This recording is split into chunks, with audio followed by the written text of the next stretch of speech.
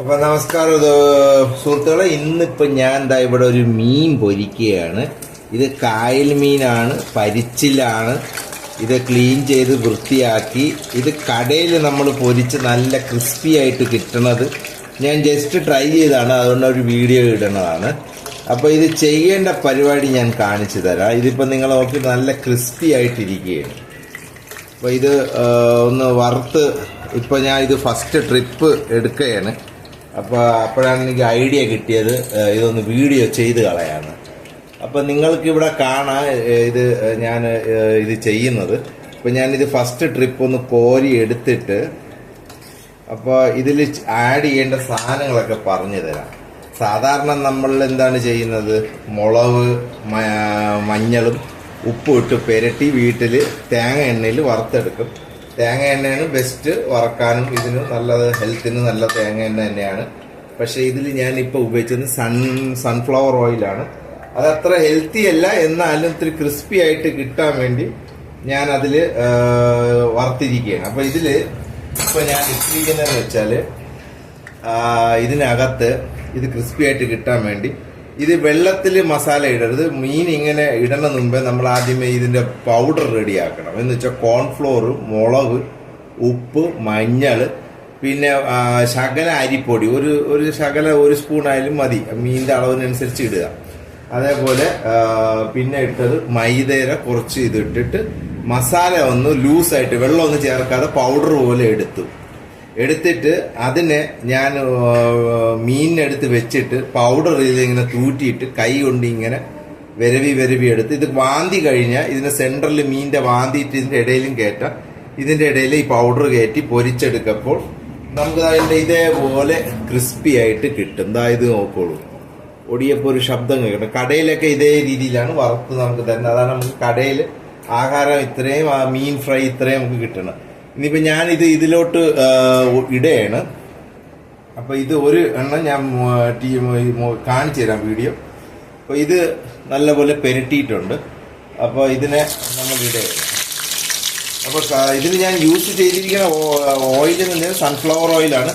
ഞാൻ തേങ്ങ എണ്ണയിലാണ് നമ്മൾ ഉപയോഗിക്കുന്നത്. പക്ഷേ സൺഫ്ലവർ ഓയിൽ ഉപയോഗിച്ചപ്പോഴത്തേക്ക് എനിക്ക് സംഭവം പിടികിട്ടി. ഇതിൻ്റെ ആ ഒരു തേങ്ങ എണ്ണ പലപ്പോഴത്തേക്ക് ഒരുപാട് തേങ്ങയുടെ എണ്ണ കുടിക്കും ഓൾറെഡി. ഇത് സൺഫ്ലവർ അത്ര എണ്ണ കുടിക്കാറില്ല നോർമലി.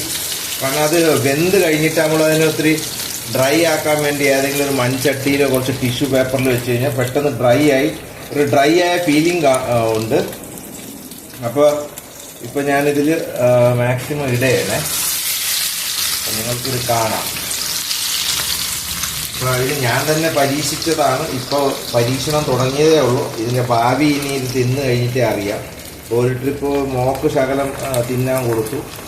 ബാക്കി ഇത് കായൽ മീനാണ്, പരിച്ചിലെന്ന് പറയും.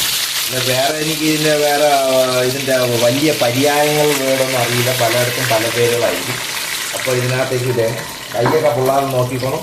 വെറുതെ കൈ ഇട്ടൊന്ന് പൊള്ളിപ്പിച്ചതായത്.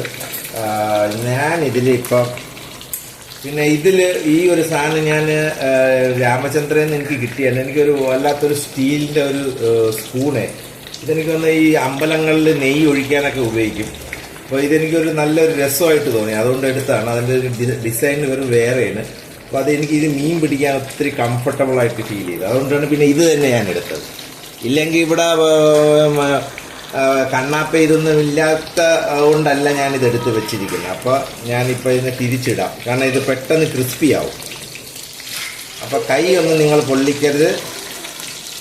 നമ്മൾ യൂട്യൂബിൻ്റെ പ്രൊഫഷണൽ കുക്കിംഗ് ചാനലല്ല. നമ്മൾ ജീവിതത്തിൽ വരുന്ന കാര്യങ്ങൾ ഇതിലോട്ടങ്ങ് ഇടണമെന്നേ ഉള്ളൂ. നമ്മളൊരു പ്രൊഫഷണൽ ടീംസ് അല്ല എന്ന് ഞാൻ ആദ്യമേ പറഞ്ഞുകൊള്ളട്ടെ.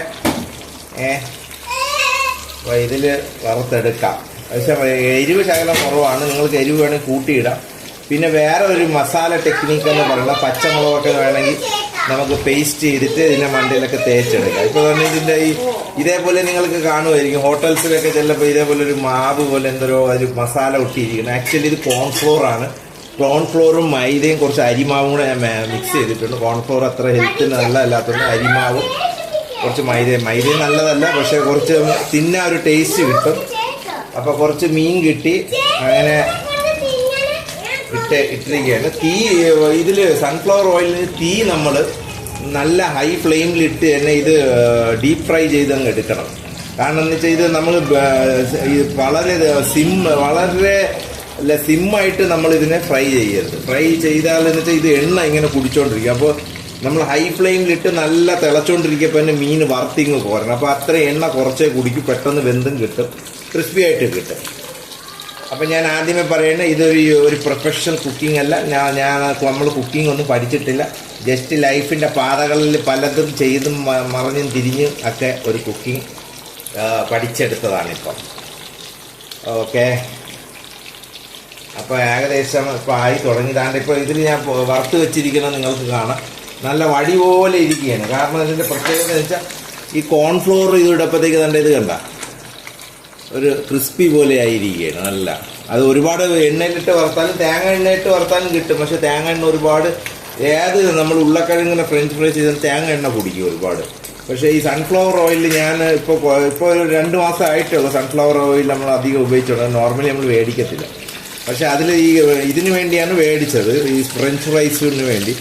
അപ്പോൾ എനിക്കിപ്പോൾ അത് സംഭവം അതിൽ പിടികിട്ടിയത് അതാണ്. നമ്മൾ തേങ്ങ എണ്ണ ഒരുപാട് അത് കുടിക്കും. പക്ഷെ തേങ്ങ എണ്ണയാണ് ഹെൽത്തിന് നല്ലത്.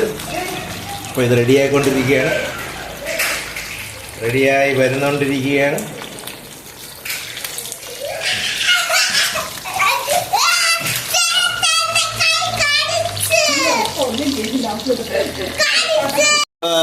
സോറി ഫോർ ഇടയ്ക്ക് ബ്രേക്ക്.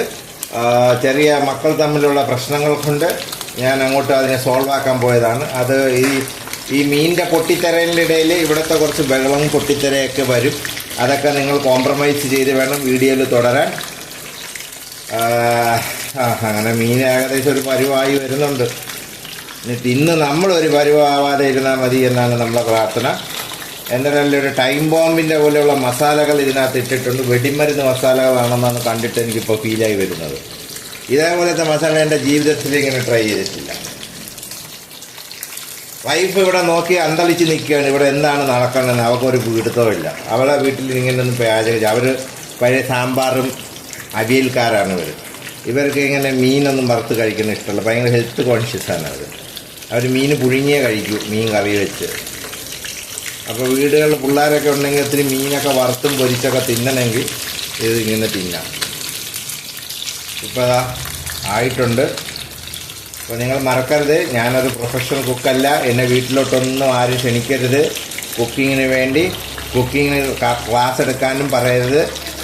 ഇതൊക്കെ എൻ്റെ ഒരു പരീക്ഷണങ്ങളാണ്. ജീവിതമേ ഒരു പരീക്ഷണമാണല്ലോ.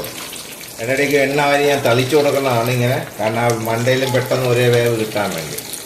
പക്ഷേ ഈ സ്പൂണ് നല്ല സ്പൂണാണ് കേട്ടോ, ഇതെനിക്ക് ഇഷ്ടപ്പെട്ടു. ഞാനിത് മേടിച്ചപ്പോഴെൻ്റെ മനസ്സിലൊരു ഐഡിയ, ഇതെന്തൊരു നല്ലൊരു ഉപയോഗമാണ്.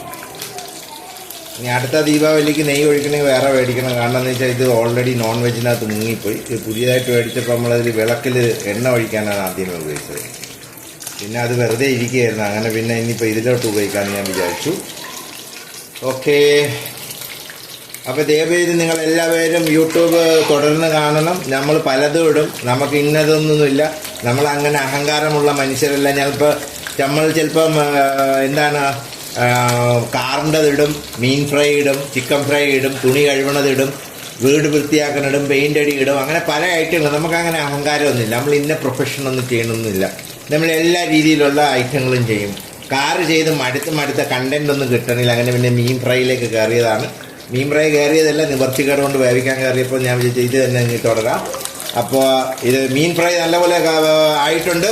പ്രേക്ഷകരെ, മീൻ ഫ്രൈ ആയിട്ടുണ്ട്. തുടർന്നുള്ളൂ. മീൻ ഫ്രൈ നല്ലപോലെ മുറിമുറുത്ത് കരിഞ്ഞ് വരികയാണ്. Oh my God! ആദ്യമേ എൻ്റെ ഒരു വഷളം പിടിച്ച അവിടെ ഒരു മോനുണ്ട്, അവനെ തന്നെ ആദ്യമേ തീറ്റിച്ച് ഇന്ന് തന്നെ അവനെ ഹോസ്പിറ്റലിൽ കയറുമോ അത് വീട്ടിൽ പോയി കെട്ടി ചമഞ്ഞ് ഒരു സൈഡിലോട്ട് ഇരിക്കുമെന്ന് അറിഞ്ഞുകൂടാ. പക്ഷേ മീൻ നല്ല ഫ്രഷാണ്. ഒരാഴ്ച മീൻ അറുത്ത് കഴുകി ഫ്രിഡ്ജിനകത്ത് വെച്ചതാണ്. ഇതാണ്. ഓക്കെ, അപ്പോൾ ഇത് നല്ലപോലെ വറുത്ത് കഴിഞ്ഞു. ഇപ്പം നിങ്ങൾക്ക് കാണാം, ഇത് കാണിച്ചു തരാം. വേണ്ടേ, നല്ല ക്രിസ്പി ആയിട്ടുണ്ട്. നല്ല ക്രിസ്പി ആയിട്ടാണ് ഇരിക്കുന്നത്. കൈ തൊട്ടാൽ പൊള്ളും, അതുകൊണ്ടാണ് കൈ തൊട്ട് കാണിക്കാത്തത്. ചിന്നി ആരും വന്ന് ചോദിച്ചു കളയത് കൈ തൊട്ട് പൊടിച്ച് കാണിക്കുമെന്ന്.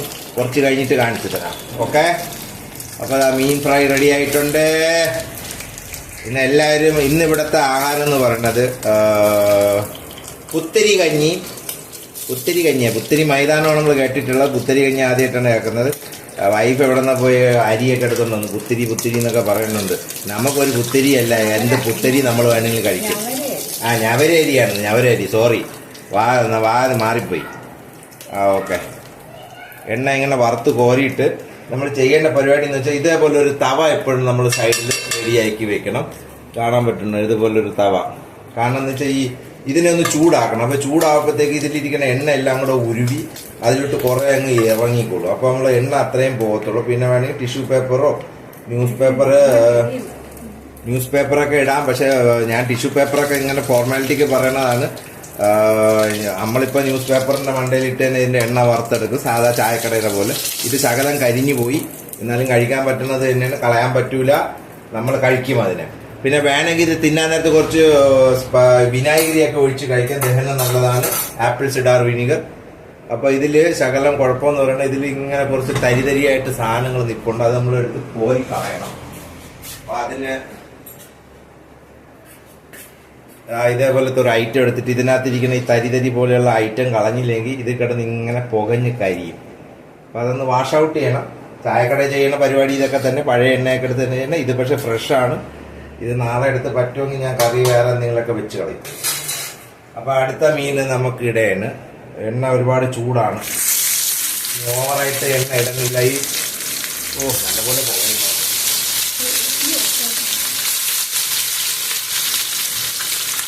നല്ലപോലെ പുകയുന്നുണ്ട്.